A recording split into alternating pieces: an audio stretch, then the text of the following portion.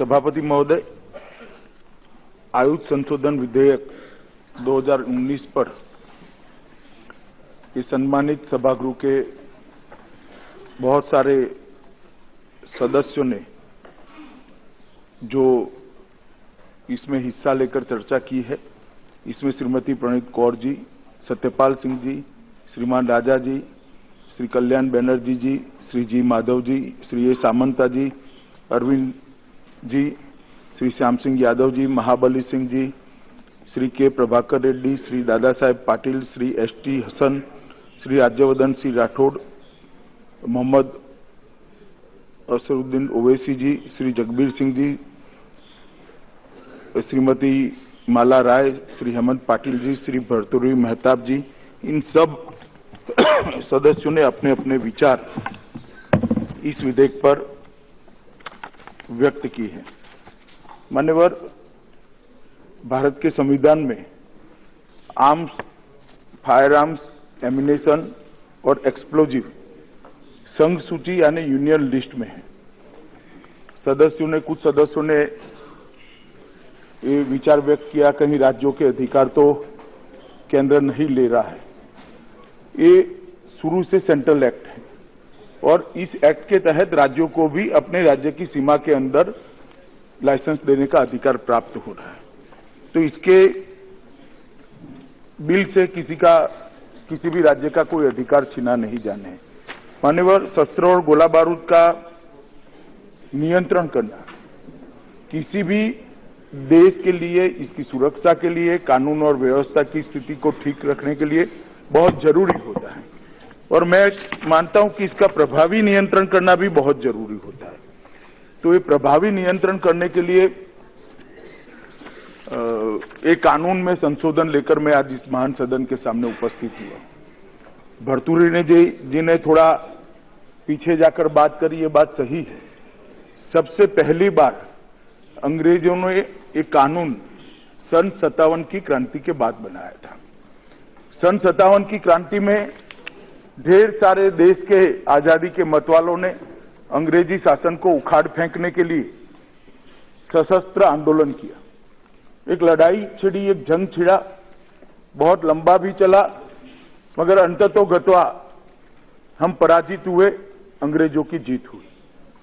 मगर जैसे ही कंपनी के हाथ से राज्य जाने के बाद ब्रिटिश ताज का राज आया, उन्होंने सैन्य बलों को मार्शल तथा गैर मार्शल कैटेगरी के अंदर पुनः व्याख्यायित किया, पुनर्गठित किया और उसके बाद उन्होंने सबसे पहला नियम 1860 में बनाया, जो बाद में भारतीय शस्त्र अधिनियम 1878 के नाम से जाना गया।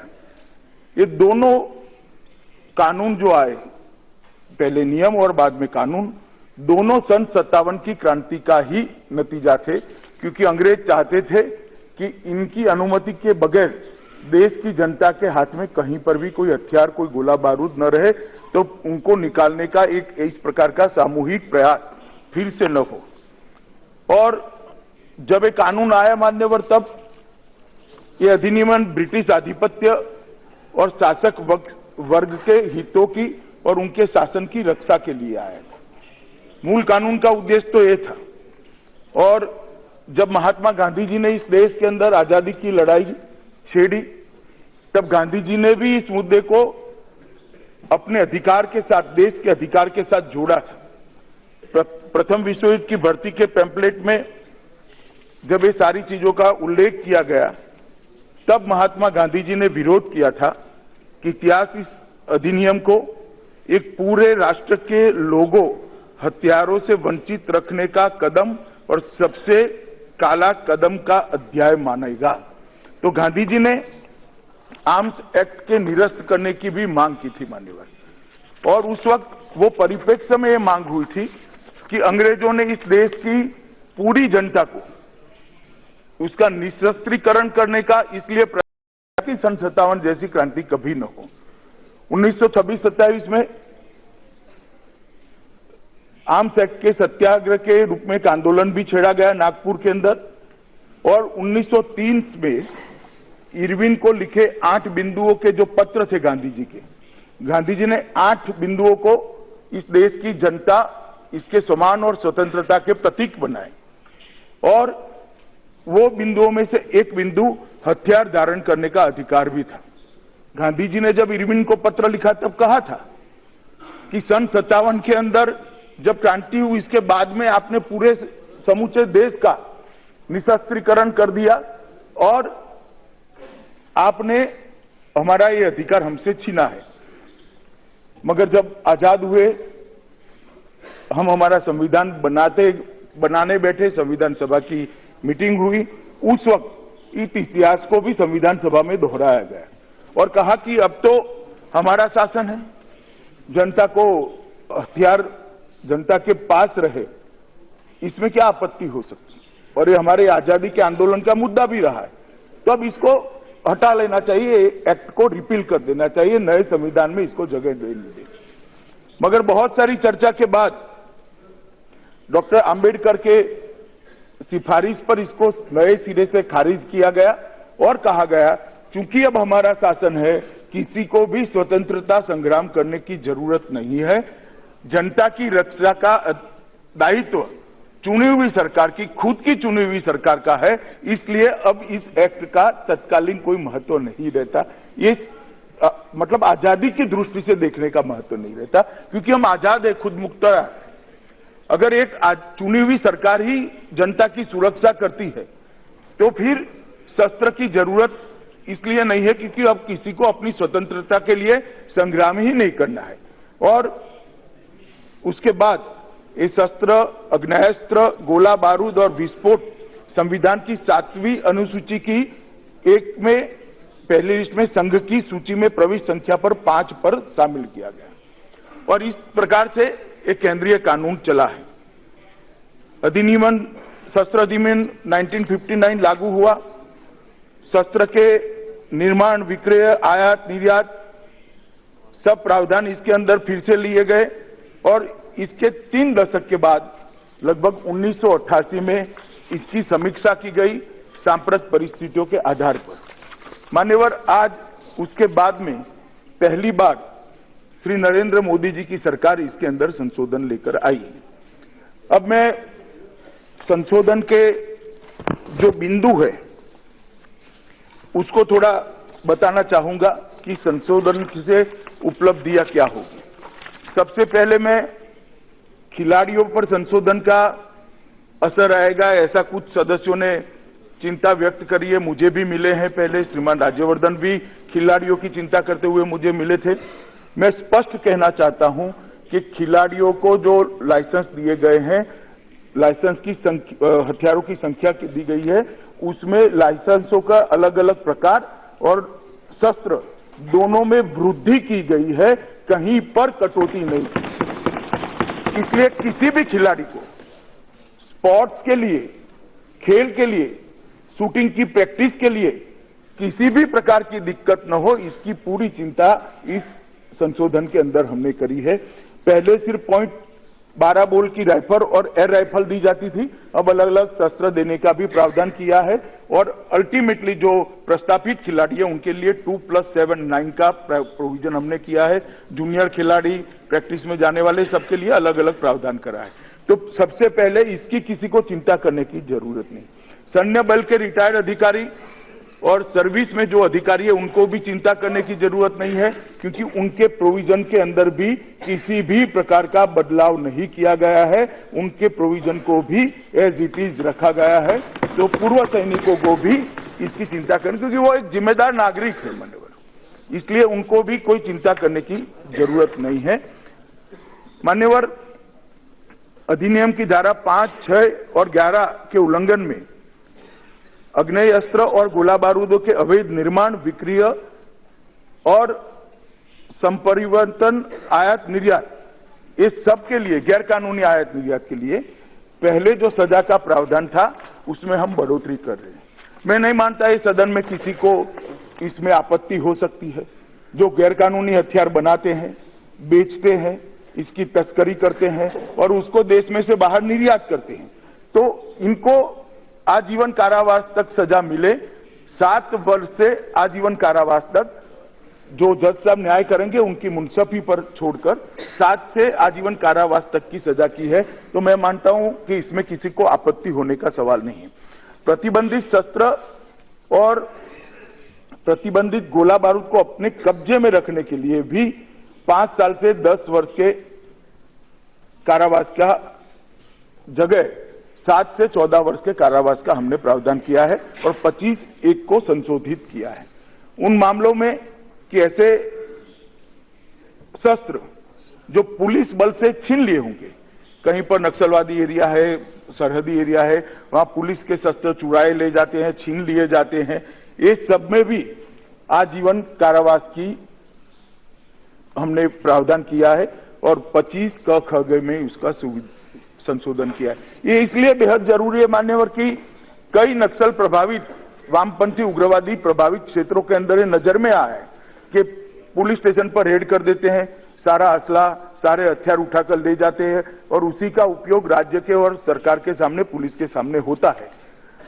सेना के भी हथियार चुराए ले जाते हैं और छीनने का भी प्रयास होता है। तो ये सारे लोगों को जो पहले 6 साल की सजा थी वो सजा के अंदर हमने बहुत बढ़ोतरी की है और जो अवैध रूप से उसका निर्माण करते हैं उनके लिए भी महत्तम आजीवन कारावास तक की सजा को हमने बढ़ाया है।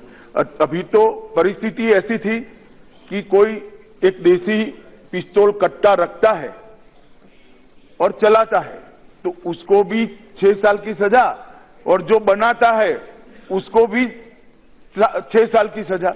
तो मैं मानता हूं जिसके पास है वो तो विक्टिम है, असली गुनेगार तो कट्टा बनाने वाले, अवैध हथियार बनाने वाले हैं, जिसको हमने आजीवन कारावास का प्रोविजन मान्यवर किया है।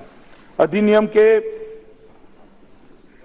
विभिन्न छोटे अपराधों के लिए 1 से 3 वर्ष की सजा का स्थान पर 5 वर्ष की सजा का भी प्रावधान किया है।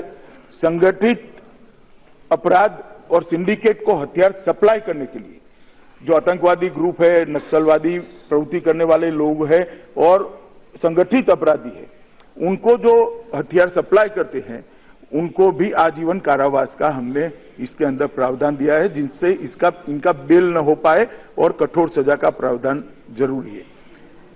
जहां तक लाइसेंस का सवाल है, 3 साल से 5 साल कर दिया गया है, जिसके कारण रिन्यूअल की दिक्कत सबकी कम हो जाएगी। लाइसेंस को इलेक्ट्रॉनिक फॉर्म में रखने की भी व्यवस्था करी है, जिससे भी नकली लाइसेंस वगैरह का चीजों पर हम कंट्रोल ले पाएंगे और बाकी सारी चीजों के अंदर भी जो उचित थे ये सारे बदलाव इस संशोधन के अंदर करे हैं। ये जो बिल है मान्यवर, उसको लगभग 1 महीने पहले गृह विभाग की वेबसाइट पर हमने सार्वजनिक रखा था। इस पर ढेर सारे संशोधन आए, बहुत सारे एमपी मुझे व्यक्तिगत तौर पर भी मिले हैं। माननीय अध्यक्ष जी के सामने जो बिल की चर्चा करने की आपने बहुत अच्छी परंपरा बनाई है, उस वक्त भी सारे लोगों ने सुझाव रखा था कि भाई लाइसेंस एक बहुत कम है, हमारे 4 है, थोड़ा छीन लो मगर 4 की जगह 1 मत रखो। थोड़ी प्रैक्टिकल डिफिकल्टी भी बताई थी। जो खेत में रहते हैं, गांव में रहते हैं, वहां एक बड़ी हथियार चाहिए, शहर में जाते हैं तो 2 नाली लटका कर जा नहीं सकते, थोड़ा अच्छा नहीं लगता, तो 2 हथियार तो मिनिमम होने चाहिए। तो मान्यवर सबकी बात को सम्मान देते हुए मैं एक अधिकृत संशोधन भी लेकर आया हूं कि 1 हथियार की जगह 2 हथियार रखने का हम इसके अंदर प्रावधान लेकर आए हैं। मान्यवर एक जो दलील मेरे सामने सभी सम्मानित सांसदों ने की थी कि लाइसेंस वाले हथियार से कभी हत्या नहीं होती। मैं थोड़े तथ्य आप सदन के सामने रखना चाहता हूं क्योंकि हमारी जो इंप्रेशन है उसको हमने बदल देना चाहिए। उत्तर प्रदेश के अंदर 4848 हत्याओं में से अवैध हथियार से 1302 हत्याएं हुई और लाइसेंसी हथियार से 191 हत्याएं हुई। ऐसा नहीं है कि हत्याएं नहीं होती, मैं सिर्फ 2016 की बात कर रहा हूं। बिहार के अंदर लाइसेंसधारी हथियार से 12 हत्याएं हुई है, जो बहुत बड़ी संख्या हमें माननी चाहिए। झारखंड के अंदर भी लाइसेंसी हथियार से 14 हत्याएं हुई है, वो भी मैं मानता हूं कि 14 लोगों की जान जाना कोई बहुत कम नहीं है। और एक जमाना था मान्यवर जब पुलिस स्टेशन, पुलिस थाने 50-50 किलोमीटर की रेंज पर रहते थे, बड़े दूर रहते थे, पुलिस को पहुंचने में अब दिक्कत होती थी, पुलिस तक कम्युनिकेशन में भी दिक्कत होती थी। अब बहुत सारे ढेर सारे नंबर भी पहुंचे हैं, नंबर भी बने हैं, अलग अलग व्यवस्थाएं सूचना की बनी है और पुलिस को पहुंचने की देश की रेंज लगभग ग्रामीण क्षेत्र में ज्यादा से ज्यादा, मैं ज्यादा से ज्यादा कहता हूं, आधे घंटे की है और शहरी क्षेत्र में 10 मिनट की है। तो अब हथियार रखने की जरूरत भी आजादी के समय से अब काफी कम हुई है और मैं मानता हूं कि अब एक कानून आने के बाद जो लोग सेलिब्रिटी फायरिंग करते थे, हर्ष फायरिंग कहते थे उसको, किसी की शादी है धड़ाधड़ हवा में फायरिंग करते, कोई चुनाव जीतता है हवा में फायरिंग कर देते थे, कोई रिलीजियस उत्सव है, धार्मिक उत्सव है तो भी हवा में फायरिंग करते। इसके कारण 169 लोगों की जान 2016 में गई। हर्ष फायरिंग ये बड़ी गंभीर चीज थी। हर्ष फायरिंग में भी हमने सजा का प्रावधान कर दिया है और हर्ष फायरिंग करने वालों को अब जेल की सलाखों के पीछे जाना पड़ेगा, इसका प्रावधान भी हमने कर दिया है। तो मैं मानता हूं कुल मिलाकर हथियारों की अवैध तस्करी, स्वचालित हथियार जो पहले कट्टा भी मिले या AK-47 राइफल मिले एक समान सजा थी, अब तस्करी का धारा लगेगा तो AK-47 मिलेगी तो आजीवन कैद हो जाएगी। ढेर सारे समयानुकूल बदलाव लेकर मैं आया हूं और मैं मानता हूं कि ये बिल ऐसा है जिसको पॉलिटिकल पक्षापक्षी से ऊपर उठकर देश भर के कानून और व्यवस्था को ठीक करने के लिए ये बिल है, तो सभी लोग इसका समर्थन करें, ऐसी मेरी विनंती कर मैं मेरी बात को मान्यवर समाप्त करता हूं। प्रश्न है कि विधेयक पर विचार किया है, जो सदस्य इसके पक्ष में हाँ कहें, जो सदस्य विरोध में ना कहें।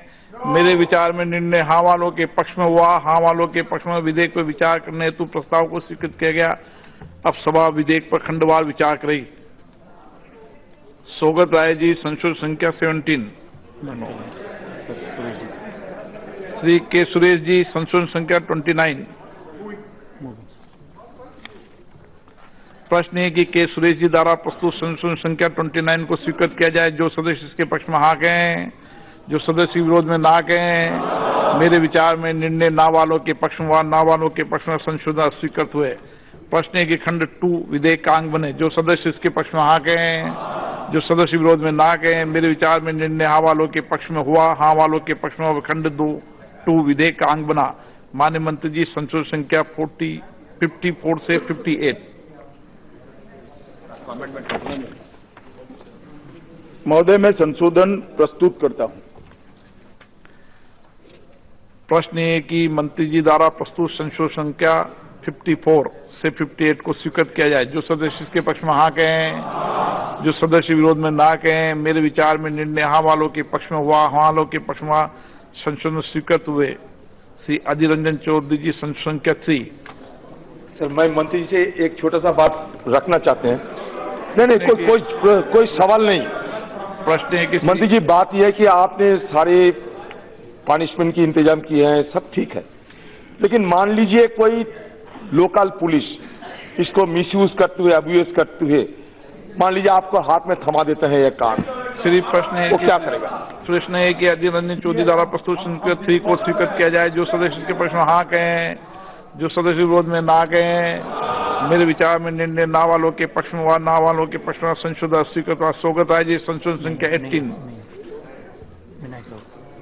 श्री विनायक राउत जी, संशोधन संख्या 26। विनायक जी।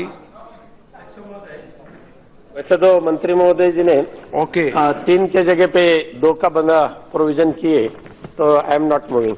प्रश्न है कि के सुरेश जी, संशोधन संख्या 30।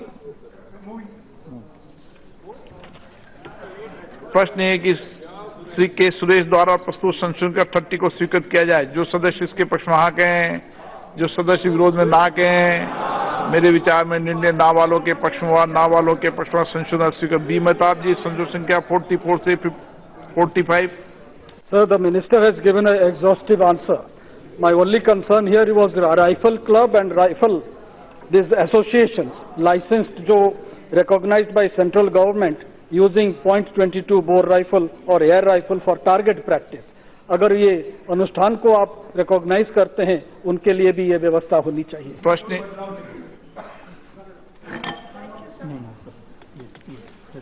श्री जसवीर सिंह गिल, संशोधन संख्या 50।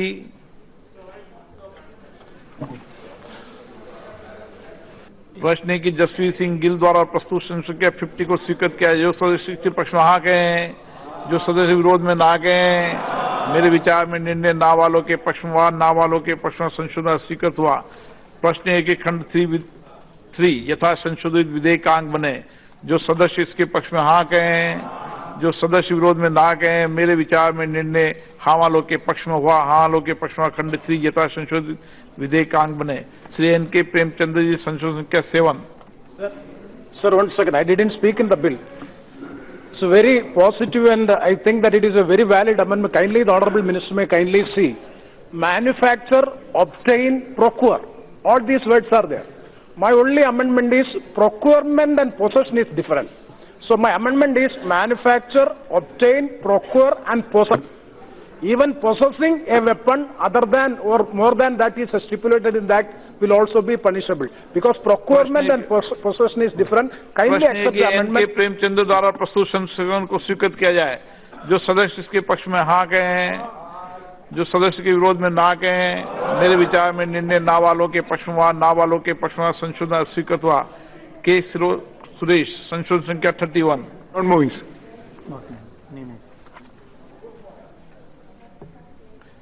प्रश्न एक ही खंड 4 से 6 विधेयकांग बने, जो सदस्य इसके पक्ष में हाँ कहें, जो सदस्य विरोध में ना कहें। मेरे विचार में निर्णय हाँ वालों के पक्ष में हुआ, हाँ वालों के पक्ष में खंड 4 से 6 विधेयकांग बना।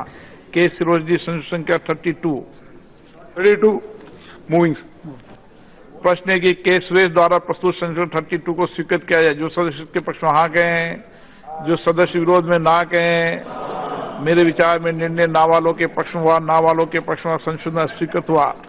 प्रश्न है कि खंड 7 विधेयकांग बने, जो सदस्य इसके पक्ष में हाँ कहें, जो सदस्य विरोध में ना कहें। मेरे विचार में निर्णय हाँ वालों के पक्ष में हुआ, हाँ वालों के पक्ष में खंड 7 विधेयकांग बने।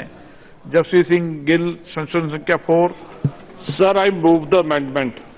प्रश्न है कि जसवीर सिंह गिल द्वारा प्रस्तुत संशोधन 4 को स्वीकृत किया जाए, जो सदस्य इसके पक्ष में हाँ कहें, जो सदस्य इसके विरोध में ना कहें। मेरे विचार में निर्णय ना वालों के पक्ष में हुआ, ना वालों के पक्ष में संशोधन स्वीकृत हुआ। N.K. प्रेमचंद्र जी, संशोधन संख्या 8 और 9। Sir, since the government has come out with official amendment, I am not moving amendment number 8 and 9. Shri Sougat Rai ji, संशोधन संख्या 19। विनायक राउत जी, संशोधन संख्या 27। अध्यक्ष महोदय, हमारी मांग थी कि उनके रिन्यूअल के बारे में 3 ईयर से 10 साल यानी 10 साल तक बढ़ाइए, लेकिन मंत्री महोदय जी ने 3 ईयर से 7 ईयर तक के प्रावधान किया। 5 ईयर। 5 ईयर। 5 बड़ी नॉट मूविंग। के सिरोज जी, संशोधन संख्या 33 और 34। So after Honorable Minister's reply, I am moving only amendment number 41. T.N. Prathapan, संशोधन संख्या 46। Move the amendments. प्रश्न ये कि श्री T.N. प्रतापन द्वारा प्रस्तुत संशोधन संख्या 46 को स्वीकृत किया जाए, जो सदस्य इसके पक्ष में हाँ कहें, जो सदस्य के विरोध में ना कहें। मेरे विचार में निर्णय ना वालों के पक्ष में हुआ, ना वालों के पक्ष में हुआ, संशोधन स्वीकृत हुआ। जसवीर सिंह गिल, संशोधन संख्या 51। Sir, I move the amendment.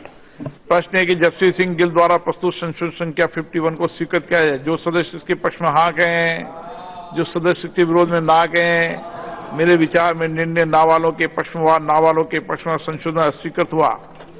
प्रश्न है कि खंड 8 विधेयकांग बने, जो सदस्य इसके पक्ष में हाँ कहें, जो सदस्य विरोध में ना कहें। मेरे विचार में निर्णय हाँ वालों के पक्ष में हुआ, हाँ वालों के पक्ष में खंड 8 विधेयकांग बना।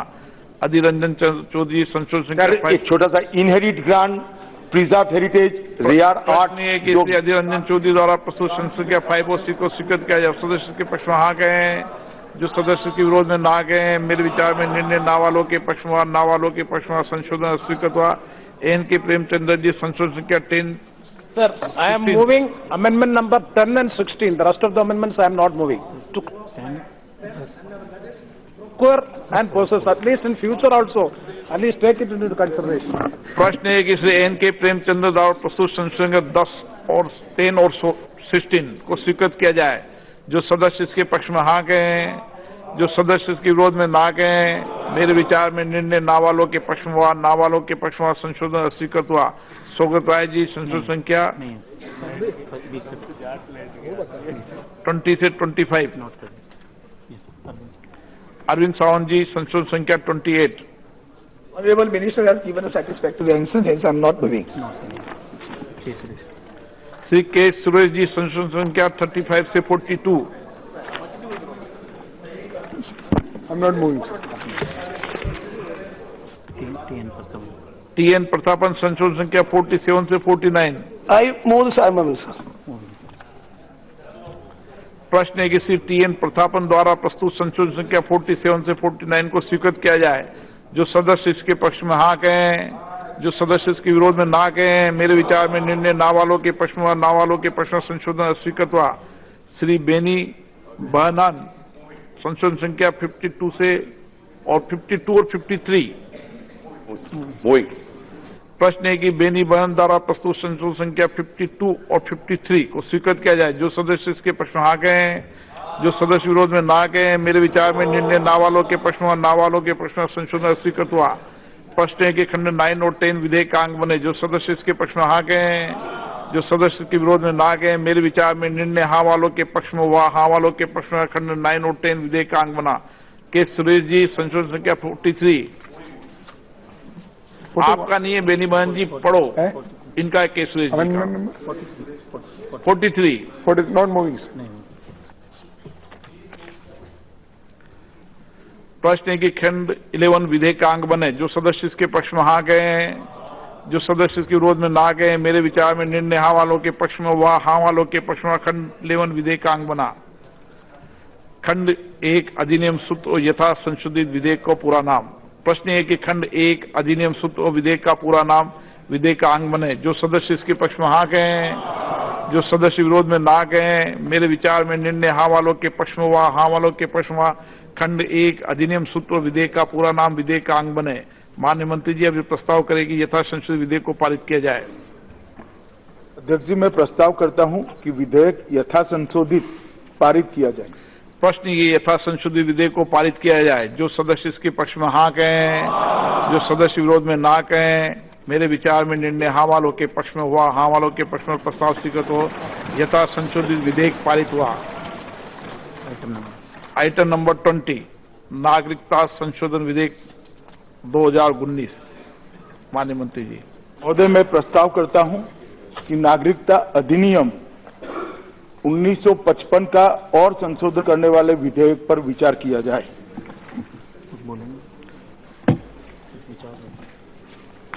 महोदय, आज इस महान सदन के सामने मैं एक ऐतिहासिक विधेयक लेकर उपस्थित हुआ हूं। इस विधेयक को इस महान सदन की अनुशंसा मिलने के बाद ही लाखों करोड़ों लोग यातनापूर्ण जीवन से मुक्त हो जाएंगे और सम्मान के साथ भारत के नागरिक होंगे। मान्यवर, सुबह बहुत सारी चर्चा होती थी कि इसे किसी को सिंगल आउट करने की बात है, किसी के साथ अन्याय करने की बात है, कोई पॉलिटिकल एजेंडा लगाने की बात है। मान्यवर, मैं फिर से एक बार स्पष्ट करना चाहता हूं, ये विधेयक ध्यान से अगर कोई मेरे बात को सुनेगा, फिर से विधेयक को पढ़ेगा, तो मैं ये सदन को विश्वास दिलाना चाहता हूं, किसी को अन्याय नहीं होगा, होगा तो न्याय ही होगा और उन लोगों के साथ न्याय होगा जो 70 साल से न्याय की राह देखकर बैठे। मान्यवर, पॉलिटिकल एजेंडा की बात करी, तो पॉलिटिकल एजेंडा क्या होता है? हम चुनाव में जाते हैं, हम बहुपक्षीय संसदीय लोकतांत्रिक व्यवस्था में जीते हैं।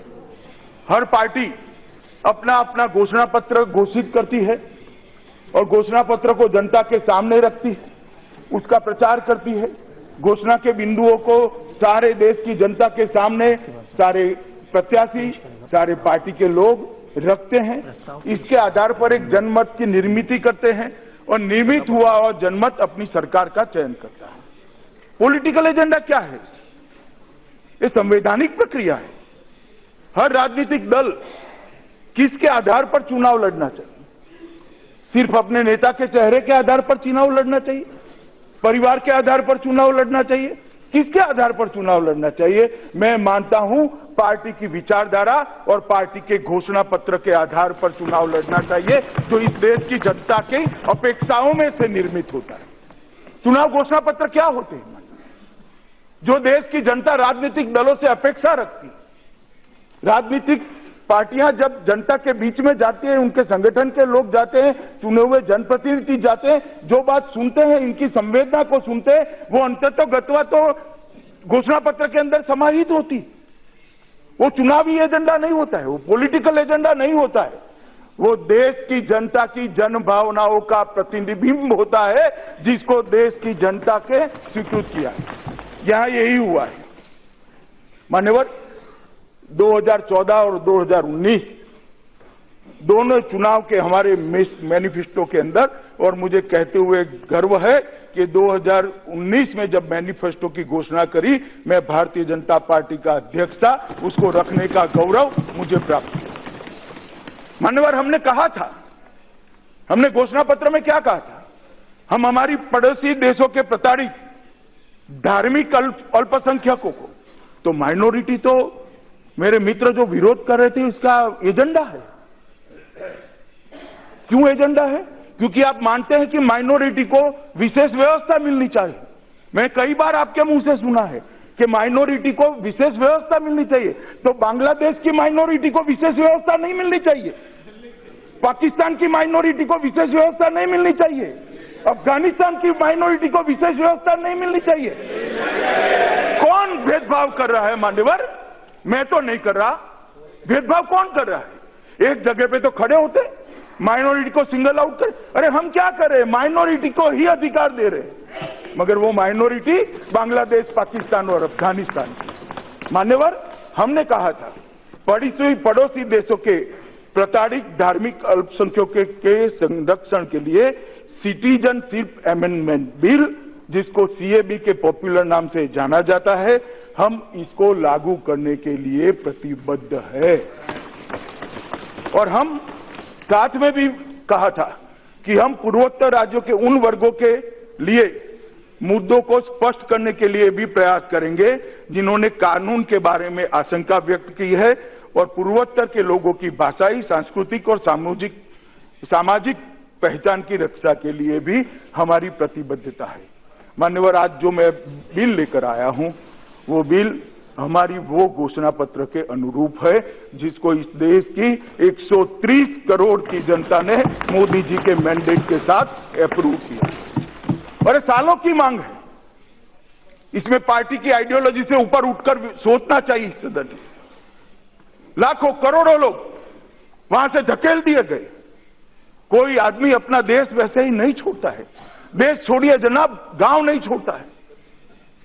कितने प्रताड़ित हुए होंगे, कितने दुखी हुए होंगे, कितने अपमानित हुए होंगे, तब जाकर वो देश छोड़कर यहां शरण में आए। और इतने सालों से उनको ना मताधिकार है, ना उनको शादी का अधिकार है, ना उनको सरकारी नौकरी का अधिकार है, ना घर खरीदने का अधिकार है, ना शिक्षा का अधिकार है, ना स्वास्थ्य का अधिकार है। मान्यवर, लाखों करोड़ों लोग नर्क की यातना के अंदर जी रहे हैं। आज नरेंद्र मोदी के नेतृत्व में ये बिल आने के बाद उनको सम्मान मिलेगा, उनको अधिकार मिलेगा, और इसमें किसी का कोई अधिकार हम नहीं छीन रहे। मैं बाद में इस विषय पर आऊंगा। आप सबकी बात सुनने के बाद जब मैं जवाब दूंगा तब एक एक चीज का जवाब दूंगा, मगर मेरा सभी पक्ष और विपक्ष से सभी सांसद महोदयों से एक आग्रह भरा विनंती है कि चर्चा को शांति से सुने और चर्चा में शांति से हिस्सा लें। जब कोई खड़ा होता है अपने विचार के अनुकूल नहीं बोलता है तो टोका टोकी करना, बिठा देना, मैं नहीं मानता ये महान सदन की गरिमा के अनुरूप है। सुबह मैंने शांति से आप सबको सुना। जब मैं बोलने के लिए खड़ा हुआ बीच बीच में खड़े हो जाते थे। भैया मुझे भी तो सुनो, मैं भी तो सांसद हूं। 18 लाख लोगों ने मुझे भी चुनकर भेजा है। ऐसा कैसे चलेगा कि आप मुझे नहीं सुनोगे? तो मेरा सबसे निवेदन है कि हम चर्चा के अंदर जो हिस्सा ले वो सदन की गरिमा के आधार पर लें। मान्यवर, हमने ये बात सही है कि विविधता में एकता ही हमारा सबसे ज्यादा बड़ा स्ट्रांग देश को एक रखने का मंत्र है। सहिष्णुता हमारा गुण है। मान्यवर, कभी भी इस देश ने सीमाओं को लांघकर कभी किसी पर आक्रमण नहीं किया। 10,000 साल का इतिहास है मान्यवर। यहां से सेना कभी हमारी सेना इसके बाहर नहीं गई। सहिष्णुता हमारा गुण। बदलाव को हमने खुलेपन से स्वीकार किया है मान्यवर। ये इसी कारण ये देश इतनी सदियों से चला है। बदलाव को हम स्वीकार करते हैं, बदलाव को समाहित करते हैं अपनी संस्कृति के अंदर और संस्कृति की यात्रा को और आगे ले जाते हैं मान्यवर। सामूहिक चित्त और मानस हमारी संस्कृति का अविभाज्य हिस्सा है मान्यवर। और ये बिल उसी को परिव्याख्यायित करने वाला बिल है मान्यवर। मित्रों, मान्यवर, मैं फिर से एक बार कहता हूं कि 15 अगस्त 1947 को आजादी को बाद हमारी संविधान सभा ने पंथ निरपेक्ष राज्य की जो स्वीकार किया, इसका भारतीय जनता पार्टी और हम सब साथी दल हृदय से सम्मान भी करते हैं, इसको स्वीकार भी करते हैं और उसको आगे ले जाने के लिए हम लालायित भी हैं। हम सब पंथ निरपेक्षता को स्वीकार करते हैं। किसी धर्म के आधार पर, पंथ के आधार पर किसी के साथ किसी भी प्रकार की इसके साथ दुर्व्यवहार नहीं होना चाहिए, इसके अधिकारों का हनन नहीं होना चाहिए। संविधान की ये स्पिरिट को मान्यवर हम स्वीकार कर रहे हैं। और मान्यवर, मगर किसी भी सरकार का ये तो कर्तव्य है कि देश की सीमाओं की सुरक्षा करे, देश के अंदर आते हुए घुसपैठियों को रोके, शरणार्थियों और घुसपैठियों की अलग अलग पहचान करे। ये भी तो राज्य का कर्तव्य है, वरना क्या ये देश सबके लिए खुला छोड़ देंगे? जो बात करते हैं मैं उनको पूछना चाहता हूं मान्यवर, कौन सा देश ऐसा है जिसने नागरिकों को नागरिकता, तो बाहर के लोगों को नागरिकता का अधिकार देने के लिए कानून नहीं बनाया है? दुनिया में कोई ऐसा देश भला हो सकता है क्या? कोई नहीं हो सकता मान्यवर। लिबरल से लिबरल देश अपना कानून बनाया, हमने भी बनाया है मान्यवर। और हमने इसीलिए संविधान में एकल नागरिकता का प्रावधान किया है और एकल नागरिकता के प्रावधान को अनुच्छेद 5(11) में इसका प्रावधान किया है मान्यवर। आज जो मैं बिल लेकर आया हूं, सुबह इसको सदन में रखने के पहले ढेर सारे सदस्यों ने इसका विरोध किया कि हम ऐसा नहीं कर सकते। आर्टिकल 14 का वायोलेशन होता है मान्यवर। इस देश में बहुत बार ऐसा हुआ है, मैं बताना चाहता हूं। और जो लोग आज विरोध कर रहे हैं उनके शासन के समय में ही हुआ है, उन्होंने ही किया है। शायद अपनी सरकारों के कामों को ढंग से पढ़ लेते तो शायद न बोलते। मैं आपको बताता हूं, सन 47 में जितने भी शरणार्थी आए सबको भारत के संविधान ने स्वीकार कर लिया, स्वीकार करा है हमने। हर जगह पे रहते, शायद ही हिंदुस्तान का कोई गांव ऐसा होगा जहां पूर्व और पश्चिम पाकिस्तान से आए हुए शरणार्थी न रहते हो। कई लोग इस देश में बड़े बड़े पद पर बैठे, मनमोहन सिंह जी भी उसी कैटेगरी में आते हैं, श्री लालकृष्ण आडवाणी भी उसी कैटेगरी में आते हैं मान्यवर। हमने स्वीकार किया था, उनको नागरिकता दी थी, तभी तो वो देश के उप प्रधानमंत्री और प्रधानमंत्री बन पाए, बड़े बड़े उद्योगपति बने, इस देश की विकास की यात्रा में अपना योगदान दिया, इस देश की विकास की यात्रा को आगे बढ़ाएं। इसके बाद में 71 में, 71 बीच में 59 में दंडकारण्य योजना आई। या महताब साहब बैठे हैं जो अभ्यास करते उनको मालूम होगा क्या थी दंडकारण्य योजना। ये भी शरणार्थियों को नागरिकता देने का था। 71 की लड़ाई के बाद जब इंदिरा जी ने बहुत राइटली इंटरवीन कर बांग्लादेश की रचना करी, रचना करने में भारत की सेना ने सहायता की क्योंकि वहां बहुत प्रताड़ना हो रही, और बांग्लादेश की रचना के बाद 71 तक के सारे शरणार्थी जो आए थे उनको यहां शरण भी दी गई, नागरिकता भी दी गई। मान्यवर, किसी ने विरोध नहीं किया, हमारी पार्टी ने भी विरोध नहीं किया। इस देश की करोड़ों की जनता ने 5 पैसे का बांग्लादेश का एक अलग टिकट सालों तक लगाया है मान्यवर, उनके निर्वहन के लिए। इसके बजट का जो उसका बोझ आता था उसके निर्वहन के लिए 5 पैसे का एक अलग टिकट हम पोस्ट पर लगाते थे, आप सभी को याद होगा। उसके बाद युगांडा में ईदी अमीन का शासन आया, भारतीयों को निकाल दे गए, फिर से सामूहिकता से नागरिकता दी गई। लंका क्राइसिस में भी काफी सारे भारतीय जो वहां गए थे उनको नागरिकता दे दी गई। 1985 में आसाम एकॉर्ड हुआ, राजीव गांधी और आसाम के छात्र नेताओं के बीच में हुआ, उसमें फिर से 71 तक आसाम में जितने भी लोग थे सबको नागरिकता दे दी गई। और उस वक्त किसी ने विरोध नहीं किया, हमने भी नहीं किया था, क्योंकि हम समझते थे कि समय की जरूरियत है और हमारे देश के जो लोग हैं वो कहां जाएंगे। हमने विरोध नहीं किया। और आज जब हम बिल लेकर आए हैं तो कृपया इसको राजनीतिक पार्टी के आधार पर मत देखिए। जो करोड़ों नागरिक आ गए हैं यहां पर, करोड़ों है जो नर्क की यातना में जी रहे हैं। मैं बंगाल के सभी सांसदों को तो विशेष रूप से कहना चाहता हूं, वो भी इस डिबेट को देखते हैं, उनको भी आशा है आपसे कि आप उनकी नागरिकता का समर्थन करोगे। वो लोग भी चाहते हैं कि आप उनको अधिकार जो मिल रहा है उसमें रोड़ा न डालो। और मैं कांग्रेस के मित्रों को भी कहता हूं कि आप चर्चा के अंदर ये साबित कर दीजिए कि बिल किसी के साथ भेदभाव करता है, तो मैं यहां से बिल लेकर वापस चला जाऊंगा। मगर ये बिल किसी के साथ भेदभाव नहीं करता, किसी को अधिकार देने का बिल है, किसी का अधिकार छीनने का बिल है। किसी का अधिकार नहीं छीना जाता। और ये बिल के अंदर हमने जो व्यवस्था की है, ये व्यवस्था में थोड़ा फिर से एक बार बताना चाहता हूं।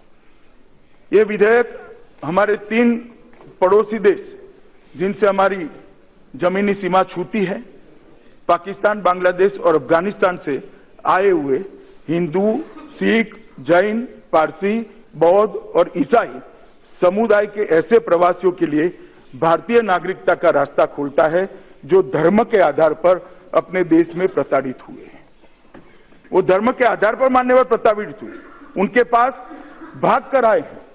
या तो यात्रा का दस्तावेज ही नहीं है, या तो दस्तावेज है तो वो दस्तावेज अपनी समय सीमा को लांघ गया है, या तो दस्तावेज है नहीं, या तो अधूरा है, या तो समय सीमा को लांघ गए। ये सभी प्रताड़ित धार्मिक अल्पसंख्यकों को नागरिकता देने के लिए ये बिल के अंदर प्रावधान है। अब मैं प्रावधान को जरा डिटेल में बताता हूं। मान्यवर, नागरिकता अधिनियम 1955 की धारा 2(1)(b) में अभी प्रावधान है कि कोई भी विदेशी नागरिक बिना पासपोर्ट और वीजा के और ट्रैवल दस्तावेजों के भारत में प्रवेश करता है तो उसको अवैध माना जाता है। इस विधेयक में प्रस्ताव है कि ऐसे प्रताड़ित नागरिक जो 31 दिसंबर 2014 तक भारत में प्रवेश कर चुके हैं, जिनको भारत सरकार ने द पासपोर्ट एक्ट 1920 और फॉरेनर्स एक्ट 1946 के दंडात्मक प्रावधानों से माफ कर दिया है, उनको नागरिकता अधिनियम 1955 की धारा 2(1)(b) में अवैध प्रवासी नहीं माना जाएगा और इन प्रताड़ित प्रवासियों को भारत की नागरिकता देंगे। और मान्यवर, आज की प्रक्रिया नहीं है, उस वक्त किसी ने विरोध नहीं किया। जब श्रीमान राजनाथ सिंह जी गृह मंत्री थे, मोदी जी ही प्रधानमंत्री थे, उस वक्त ये सारे लोगों को लॉन्ग टर्म वीजा का प्रोविजन कर दिया गया था। उनको यहां रहने की एक प्रकार से अनुमति दे दी गई थी। और आज वो ही चीज को एक्सटेंड करते हुए आज उनको नागरिकता देने की प्रक्रिया लेकर ये बिल आया है मान्यवर। और मैं मानता हूं कि लाखों करोड़ों लोगों की नर्क जैसी यातना भरी जिंदगी से ये विधेयक उनको मुक्ति दिलाने वाला है और उनको भारत के नागरिक का एक सम्मानजनक आधार देने वाला है। ये बिल भी पास हो चुका है। ये बिल भी पहले लोकसभा ने पास किया था, राज्यसभा में पास नहीं हो पाया, लोकसभा की अवधि खत्म हो गई, लैप्स हो गया, तो मैं फिर से लेकर आया हूं मान्यवर। इसमें 6 बिल लाने का भी प्रस्ताव है जिसमें भारत सरकार यह प्रावधान करेगी कि धार्मिक उत्पीड़न के शिकार उपरोक्त प्रवासी निर्धारित की गई शर्तों, प्रतिबंधों व तौर तरीकों को अपनाकर रजिस्ट्रेशन या न्यूट्रलाइजेशन के माध्यम से भारत की नागरिकता, नेचुरलाइजेशन बोला मैं, नेचुरलाइजेशन, इसके लिए भाई कभी कभी ठीक भी बोल लेते हैं, आप चिंता मत करिए। इस विधेयक में नागरिकता अधिनियम की धारा 18(2) EEI में सरकार के इस बारे में नियम बनाने की शक्तियां दी है मान्यवर। ये जो धार्मिक प्रताड़ना के आधार पर ये 3 देशों के जो अल्पसंख्यक यहाँ आए हैं, जो माइनॉरिटी यहाँ, मैं माइनॉरिटी शब्द इसलिए बार बार बोलता हूं कि आपको मालूम पड़े माइनॉरिटी की ही चिंता है। माइनॉरिटी जो वहां से यहाँ आई है मान्यवर, जिसमें हिंदू, बौद्ध, सिख, जैन, पारसी है, क्रिश्चियन भी है, उनको एक अर्जी लगाने से नागरिकता मिलेगी और इसके रूल्स भारत सरकार बाद में बनाएगी। यह प्रावधान किया जा रहा है कि ऐसे प्रवासी अगर नागरिकता अधिनियम 1955 की धारा के 3रे शेड्यूल की शर्तें पूरी करने के उपरांत नागरिकता प्राप्त कर लेते हैं तो उनको भारत में उनके प्रवेश से ही नागरिकता दी जाएगी मान्यवर। उनकी एक बहुत बड़ी दिक्कत है कि आज वो बेचारे अप्लाई करते हैं तो ये स्पष्ट हो जाएगा कि ये भारत के नागरिक नहीं है। बीच में किसी ने छोटा सा घर ले लिया है, किसी ने स्कूटी ले ली, किसी ने साइकिल ले ली, किसी को छोटी बहुत नौकरी भी मिल गई है, कुछ मिलता नहीं है मगर किसी को मिल गया तो उसको डर है कि मेरा ये छीन जाएगा। तो ये बिल उनको प्रोटेक्ट कर रहा है और मैं मानता हूं कि सदन के सभी सदस्यों को, विशेष कर बंगाल के लोगों ने, बंगाल के अंदर जो शरणार्थी है, नॉर्थ ईस्ट के अंदर शरणार्थी है, उसको ये बात अच्छे से पहुंचानी चाहिए कि आप जिस तारीख से भारत में आए हो उस तारीख से आपको नागरिकता दी जाती है, बीच में किसी की भी जरूरत नहीं, कोई रेशन कार्ड निकालने की जरूरत नहीं, खामखा लाइनें मत लगाइए। कोई आपको डरा देता है, डरिए मत। मैं कहता हूं देश के गृह मंत्री के नाते आपके पास रेशन कार्ड है या नहीं है, हम नागरिकता देंगे मान्यवर। अगर ऐसे अल्पसंख्यक, एक दूसरी दुविधा है कि मैं आज एप्लीकेशन करता हूं तो अब तक तो अवैध रूप से मैं रहा तो मुझ पर केस हो जाएगा, ये भी भय है। ये भय खड़ा भी किया जा रहा है। प्रचार करती है कुछ पार्टियां कि एप्लीकेशन मत डालो वरना जेल में जाओगे। अरे भैया क्यों जेल में भेजना है, बेचारे वैसे ही परेशान हैं। तो मान्यवर हम प्रोविजन लेके आए हैं कि ऐसे अल्पसंख्यक प्रवासी के खिलाफ अवैध प्रवासी या नागरिकता के बारे में कोई भी कार्यवाही चल रही है या चल सकती है तो वो भारत के नागरिकता मिलने के साथ ही खत्म हो जाएगी, किसी भी प्रकार का। और ये चल भी रही है तो कार्यवाही के साथ भी एप्लीकेशन करने के लिए पात्र होगा, मगर किसी पे केस चल रहा है तो भी आप एप्लीकेशन कर सकते हो मान्यवर। इसमें यह भी प्रोविजन किया है कि भारत सरकार का जो सक्षम अधिकारी होगा इस कारण से नागरिकता के आवेदन को खारिज नहीं कर पाएगा, उसके खिलाफ अवैध प्रवास या नागरिकता के विषय में कोई कार्यवाही चल रही है, ये प्रोविजन भी हमने करा है मान्यवर। इस धारा में हमने ये भी प्रावधान किया है कि अगर कोई आवेदक आवेदन की तिथि को किसी भी प्रकार से अधिकार या प्रिविलेज ले रहा है, मतलब मानो किसी की शादी हो गई, किसी को छुटपुट छोटी मोटी नौकरी मिल गई, प्यून बन गया या कुछ भी बन गया, किसी ने छोटा मोटा मकान खरीद लिया, कोई प्रिविलेज ले रहा है तो इस प्रावधान के तहत आवेदन करने से इन अधिकार व प्रिविलेज से वो वंचित नहीं किया जाएगा, उसको संपूर्ण प्रोटेक्शन मिलेगा। मान्यवर, ये भी हमने प्रोविजन किया है। बहुत सारे संसद सदस्यों ने, श्रीमान गोगाई जी ने भी एक मुद्दा उठाया था कि पूर्वोत्तर लोगों की भाषाई, सांस्कृतिक और सामाजिक रक्षण के लिए आप क्या करोगे।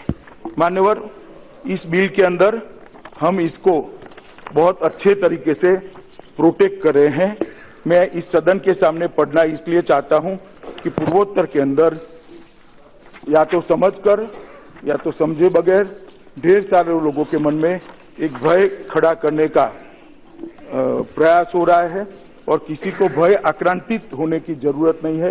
इसलिए मैं इसको बहुत स्पष्टता के साथ यहाँ आपके सामने मान्यवर रखना चाहता हूँ।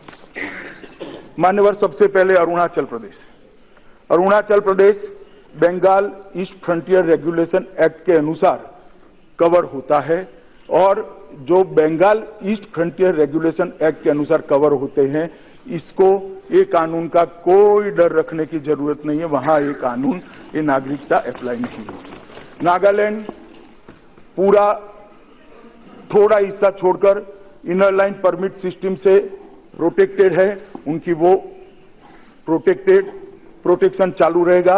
मिजोरम भी पूरा इनर लाइन परमिट सिस्टम से प्रोटेक्टेड है, जो कि बंगाल ईस्ट फ्रंटियर रेगुलेशन 1873 का प्रावधान है, तो वो भी चालू रहेगा। मणिपुर राज्यों की भावना को ध्यान में रखकर मणिपुर को हम इनर लाइन परमिट की सिस्टम के अंदर ला रहे हैं। मणिपुर की घाटी की बहुत बड़ी समस्या का आज समाधान। मान्यवर, मणिपुर की घाटी के सारे लोग बहुत समय से इसकी मांग कर रहे थे और मैं आज मणिपुर के लोगों के ओर से देश के प्रधानमंत्री का कोटि कोटि धन्यवाद करना चाहता हूं, जिन्होंने मणिपुर की ये सालों पुरानी मांग को आज समाप्त कर दिया। त्रिपुरा में एडीसी क्षेत्र में सीएबी लागू नहीं होगा और हाई लेवल कमेटी जो बनाई है उसी में सारे ट्राइबल को समाहित करने का काम किया है। मेघालय पूरा 6 शेड्यूल से कवर है, 6 शेड्यूल को हम इसके बाहर रख रहे हैं। आसाम का जहां तक सवाल है, बीटीसी, कार्बी आंग्लो, डिमा, हसाव, ये सारी एडीसी को सीएबी से बाहर रखा गया है और जो आसाम का मूल प्रदेश है वहां पर क्लॉज 6, सुबह गौरव भाई बात करते थे कि आसाम एकॉर्ड का ये भावना है। गौरव जी, भावना को क्या करोगे? 1985 में राजीव गांधी जी ने आसाम एकॉर्ड करा मान्यवर, उसके बाद में कुछ नहीं किया, सिर्फ भावना ही रही। पहली बार क्लॉज 6 की कमेटी श्री नरेंद्र मोदी की सरकार ने बनाई है और आसाम के भाषा भाषी लोगों को उनकी संस्कृति और राजनीतिक पहचान को जिंदा रखने का आज एक प्रयास हम कर रहे हैं। क्या किया भाई बताओ? मैं आसाम की जनता को भी पूछना चाहता हूं इस सदन के माध्यम से कि जिन्होंने आसाम एकॉर्ड किया, इतने साल तक क्या किया? आसाम एकॉर्ड की कौन सी चीज को आप इंप्लीमेंट किया? एनआरसी किया? ना जी। क्लॉज 6 किया? ना जी। क्या किया? तो 71 तक के सारे लोगों को लाकर बसा दिया। तो आसाम का क्या हुआ भाई? कुछ नहीं हुआ। 15 साल तक कांग्रेस का शासन वहां रहा, कोई नहीं बोला। अब जब हम लेकर आ रहे हैं, हम इस समस्या का समाधान कर रहे हैं, तब जाकर इसका विरोध किया जा रहा है। मान्यवर, मैं मानता हूं कि आसाम की 6 समुदाय, मोरन, मटक, टाई, अहोम, कोच, रजवर्सी, सुतिया और टी ट्राइब, इसको भी अनुसूचित जाति के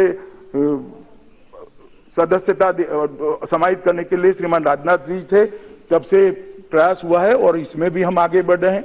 बोडो समुदाय के सांस्कृतिक विकास के लिए भी बोडो म्यूजियम, सांस्कृतिक अध्ययन केंद्र, कुकजार आकाशवाणी व दूरदर्शन का आधुनिकीकरण, सुपरफास्ट और नई एक्सप्रेस का नामकरण भी ये भारतीय जनता पार्टी की नरेंद्र मोदी सरकार ने ही किया है। आसाम के इश्यू को भी हम इस प्रकार से मान्यवर एड्रेस कर रहे हैं। इसलिए आज इस सदन के माध्यम से मैं समग्र नॉर्थ ईस्ट की जनता को कहना चाहता हूं कि पूरे नॉर्थ ईस्ट के सभी राज्यों के चिंताओं का निराकरण इस बिल के अंदर समाहित है।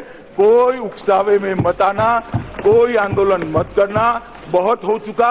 अब ये देश शांति के साथ आगे बढ़ना चाहता है मान्यवर। और ऐसा नहीं है कि मैंने किसी से चर्चा नहीं की। विगत एक मास के अंदर 140 से ज्यादा संस्थाएं मान्यवर, 140 से ज्यादा अलग अलग एनजीओ, राजनीतिक दल, जिसमें कांग्रेस के सभी कांग्रेस की पार्टी के सभी राज्यों के नेता भी थे, और सभी राज्यों के मुख्यमंत्रियों के साथ मैंने लगभग 119 घंटे चर्चा की है मान्यवर, 119 घंटे। और उन्होंने जो सुझाया वो सारे सुझाव इसके अंदर में समाहित करने के लिए आया हूं। मेरे पास ढेर सारा लिस्ट है, मगर पूरा लिस्ट में नहीं पढ़ूंगा। अगर वो उठाएंगे मुद्दा तो मैं जरूर पढ़ लूंगा, परंतु सभी लोगों के साथ मैं ये कर आया हूं मान्यवर। इसके साथ हम एक और इसमें रियायत भी दे रहे हैं कि अभी न्यूनतम रेसिडेंसी पीरियड 1+11 12 है। अब हम 2014 का कट ऑफ डेट रख रहे हैं, 31 दिसंबर 2014 का। तो उन लोगों को 11 साल होगा, 14 और 11 मतलब 25 में। तो हम इसको कम कर 1+5 कर रहे हैं। तो 14 से 6 2020 में सब एप्लीकेशन भी कर जाएंगे और जल्दी से नागरिक बनकर भारत की मतदाता सूची में भी आ जाएंगे। तो उसके अंदर भी हम उनको बहुत बड़ी रियायत दे रहे हैं मान्यवर। और मैं मानता हूं कि ये जो रास्ता श्री नरेंद्र मोदी जी ने प्रशस्त किया है, वो रास्ते को के माध्यम से देश के लाखों करोड़ों आज जो देश में रहने वाले 3 देशों के धार्मिक प्रताड़ना के कारण यहाँ आए हुए माइनॉरिटी है, लघुमती है, वो लघुमतियों को, मतलब हिंदू, सिख, बौद्ध, जैन, ईसाई, और स्मृति बहन कह रही है पारसी, हाजी बहन पारसी भी है, पारसी समेत सभी माइनॉरिटी को यहाँ पर नागरिकता देने का रास्ता प्रशस्त हो रहा है। आज अभी भी फिर भी बिल को पुरस्स्थापित करते वक्त बहुत सारे सदस्यों ने बिल की इस सदन की कॉम्पिटेंसी पर सवाल उठाया था, वैधता के बारे में, कि हम इस बिल संवैधानिक रूप से ये सदन ले सकता है या नहीं ले सकता है। अभी भी किसी के मन में संशय है, प्लीज आपके वक्तव्य के अंदर जरूर सदन के पटल पर रखेगा। मैं एक शब्द चुराए बगैर, एक सांसद को चुराए बगैर हर एक का बहुत डिटेल में जवाब दूंगा, मुझे कोई आपत्ति नहीं है। मेरा दायित्व है कि विपक्ष के भी सारे सांसदों के सवाल का जवाब देना और इसको जस्टिफाई करना। तो मान्यवर, इतनी भूमिका के साथ मैं इस बिल को सदन के सामने विचार करने के लिए प्रस्तुत करता हूं, और आप सभी लोग रचनात्मक दृष्टि से इसको ले, इतनी विनम्र